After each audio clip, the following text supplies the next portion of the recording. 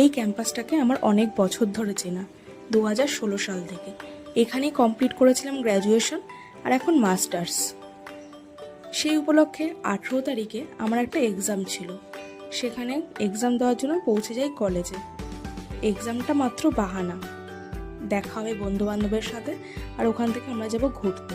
এটাই হচ্ছে আমাদের মেন উদ্দেশ্য। এক্সাম শেষের পরে কি আর করা যাবে, গুগল খুলে বসলাম যে আমরা কোথায় ঘুরতে যেতে পারি। তা ঠিক হলো, চলো কোথাও থেকে লাঞ্চ করে আসি, কারণ তখন দুপুর 12টা বাজে।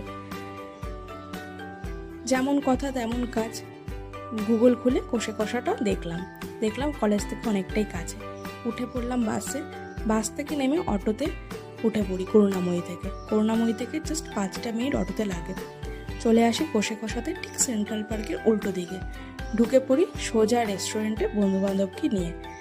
তারপর তোমাদেরকে ঘুরে রেস্টুরেন্টটা দেখালাম যে খুব সুন্দর সাজানো ছিল,